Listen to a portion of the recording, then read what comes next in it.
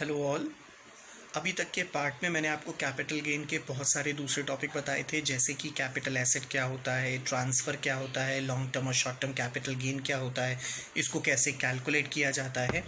बहुत इंपॉर्टेंट चीज़ें अब हम डिस्कस करने जा रहे हैं। अब हम एग्जेम्पशंस डिस्कस कर रहे हैं। इस एग्जेम्पशन में जो मैं सबसे पहले टॉपिक डिस्कस कर चुका हूँ वो था एग्जेम्पशन अंडर सेक्शन 1033 एंड 1037।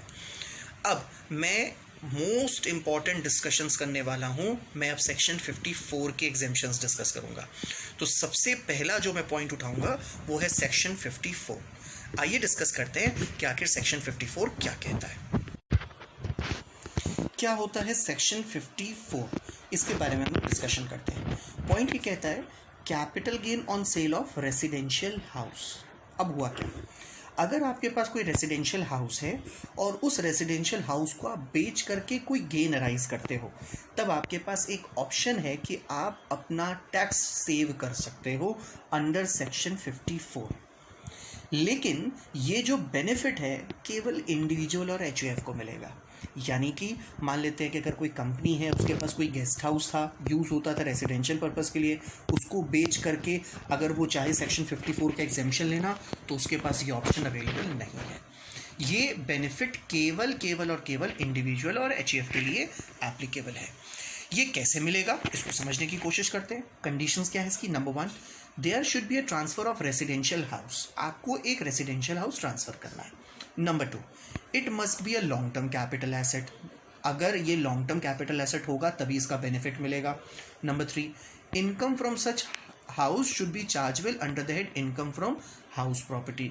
और तीसरा ये भी हो सकता है कि उससे जो इनकम आपको डिराइव होती थी वो इनकम फ्रॉम हाउस प्रॉपर्टी में ही टैक्सेबल होगी। नहीं होती थी तो प्रॉब्लम नहीं है, लेकिन अगर होती थी तो वो इनकम फ्रॉम हाउस प्रॉपर्टी में ही टैक्सेबल होती थी। फिर इसके बाद आगे चलते हैं। Where the amount of capital gain exceeds 2 lakh, यानी कि एक और एक्स्ट्रा बेनिफिट दिया गया है कि अगर मान लीजिए कि आपका जो कैपिटल गेन है वो 2 करोड़ रुपए को एक्सीड करता है। Where the amount of capital gain exceeds 2 crore, where the amount of capital gain exceeds 2 crore, one residential house should in India should be purchase within 1 year before और 2 years after the date of transfer. मतलब क्या है समझने की कोशिश करना। मैं थोड़ा सा राउंड ऑफ में फिगर ले रहा हूँ, हालांकि फाइनेंशियल ईयर कंसिडर करनी होती है, दैट इज मार्च से लेकर के अप्रैल से लेकर के मार्च तक, यानी कि 1 अप्रैल से लेकर के 31 मार्च तक। मैं रैंडम फिगर्स ले रहा हूँ। जैसे कि मान लेते हैं कि मैंने 2010 में एक प्रॉपर्टी को बेचा। तो अगर 2010 में आपने एक प्रॉपर्टी को बेचा है तो 1 साल पहले यानी कि 2009 में भी अगर आपने एक नई प्रॉपर्टी खरीदी है, तब भी नहीं खरीदी है कोई बात नहीं, 2010 में अगर आपने बेचा है तो अगले 2 साल में यानी कि 2011 और 2012 तक आप वो प्रॉपर्टी, एक नई प्रॉपर्टी खरीद लो। या construct within a period of 3 years after the date of transfer, यानी कि उन्होंने कहा कि जब आपने अपना घर बेचा है उसके 1 साल पहले या उसके 2 साल के बाद, या जब आपने जिस ईयर में बेचा है उसके 3 साल के अंदर अंदर आप अपना एक घर बनवा लो। भैया अगर आप घर बेचोगे तो पैसा आएगा, उस पैसे को अगर आप दोबारा घर के लिए यूटिलाइज कर लोगे तब आपको एग्जेम्पशन मिल जाएगा, तब जब आपका कैपिटल गेन 2 करोड़ रुपए से ज़्यादा है। क्या इसका मतलब ये है कि 2 करोड़ से कम वालों को ये एग्जेम्पशन नहीं मिलेगा, यानी कि सरकार कह रही है कि अमीरों को देंगे गरीबों को नहीं देंगे? ऐसा नहीं है, समझने की कोशिश करना। आगे चल के मैं आपको बताने वाला हूं कि आखिर 2 करोड़ से कम वालों को क्या मिलने वाला है। आते हैं उसको भी डिस्कस करते हैं। Where the amount of capital gain does not exceed 2 crore, यानी कि अगर आपका कैपिटल गेन का एग्जेम्पशन 2 करोड़ को एक्सीड नहीं करने वाला, कम करने वाला, वहां पे हमने क्या कहा था, 2 करोड़ रुपए से अगर ज़्यादा होगा तो 1 साल पहले, 2 साल के बाद या 3 साल के घर, एक घर खरीद लो। यहाँ पे मैं कहने वाला हूँ कि 2 घर भी खरीद सकते हो, यानी कि where the amount of capital gain does not exceed 2 crore, the assessee that is individual and HUF में एट हिज ऑप्शन, अगर वो चाहें, purchase 2 residential houses in India within 1 year before और 2 years after the date of transfer, और construct 2 residential houses in India within a period of 3 years after the date of transfer. यानी कि गरीबों के लिए government ने और ज़्यादा फैसिलिटी दे दी, एक नहीं अब आप 2 घर भी खरीदोगे तो भी आपको बेनिफिट मिल जाएगा। वहाँ पे हमने कहा था एक घर बेच के दूसरा घर खरीद लो, यहाँ पे मैं कह रहा हूँ एक घर बेच करके 2 घर भी खरीदोगे तब भी एग्जेम्पशन मिल जाएगा, बशर्ते आपका जो टोटल कैपिटल गेन है वो 2 करोड़ रुपए से ज़्यादा नहीं होना चाहिए। Where during any assessment year the SSC has exercised the option to purchase or construct 2 residential house in India, he should not be subsequently entitled to exercise the option for the same or any other assessment year. Government ने एक थोड़ी सी restriction ज़रूर लगाई है, यानी कि जो restriction है वो ये कहती है कि ये बेनिफिट आपको केवल एक बार ही मिलेगा। एक बार अगर किसी भी एक असेसमेंट ईयर में एक बार आपने ये फैसिलिटी अवेल कर ली, उसके बाद ना ही उस असेसमेंट ईयर में ना ही आने वाले किसी असेसमेंट ईयर में आपको ये फैसिलिटी दी जाएगी।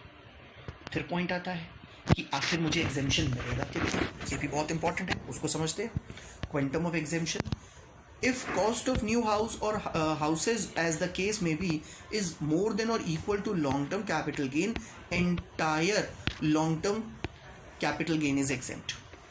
इनका क्या कहना है कि अगर आपने जो गेन किया है, अगर आपका पास जो लॉन्ग टर्म कैपिटल गेन है उससे ज़्यादा पैसे खर्च किए हैं आपने, तब उस केस में जितना गेन हुआ था कि पूरा का पूरा अलाउड हो जाएगा। लेकिन if cost of new residential house और houses as the case may be is less than long term capital gain, long cost of new residential houses except. इसका मतलब हो गया कि अगर जितना आपको गेन हुआ था उससे कम पैसे आपने खर्च किए हैं तो जितने खर्च किए हैं उतना बेनिफिट मिल जाएगा। क्या घुमा फिरा के बात कर रहा है, सीधे सीधे बात करो ना कि भैया जितने खर्च करोगे वो या long term capital gain which ever is lower का एग्जेम्पशन मिल जाएगा। आई रिपीट, जितने पैसे खर्च करोगे वो या long term capital gain which ever is lower का आपको एग्जेम्पशन मिल जाएगा। एक दिमाग में क्वेश्चन आ रहा है, हम एक काम करते हैं, अभी एग्जेम्पशन ले लेते हैं, एग्जेम्पशन लेने के बाद फिर क्या करेंगे, छोड़ देंगे, इग्नोर कर देंगे, फिर दोबारा जा करके उस प्रॉपर्टी को बेच देंगे।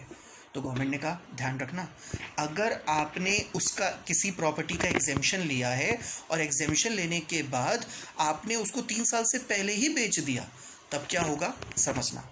Consequences of transfer of new asset before 3 years. If the new asset is transferred before 3 years from the date of its acquisition or construction, then the cost of asset will be reduced by capital gain exempted earlier for computing capital gain. इसका मतलब है कि जो benefit आपने लिया था वो benefit अब आपके लिए कैंसिल कर दिया जाएगा।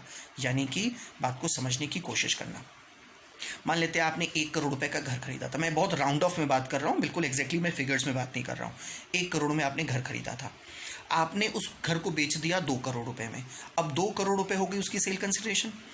अब वो 2 करोड़ रुपए की जो सेल कंसिडरेशन है उसी प्रॉपर्टी को आपने दोबारा से बेचना शुरू कर दिया, तो जितना आपको पिछली बार गेन आया था उसमें से नए घर की जो कॉस्ट है उसमें से आप लेस कर लोगे, और फाइनली फिर जो एग्जेम्पशन का बेनिफिट था वो आपके लिए रिड्यूस हो जाएगा, रिवर्स हो जाएगा। होपफुली आपको ये बात समझ में आ गई होगी। इसके बाद भी अगर कोई डाउट हो तो बेहिचक आप हमारे पास कॉन्टैक्ट कर सकते हो। Thank you and have a very nice day.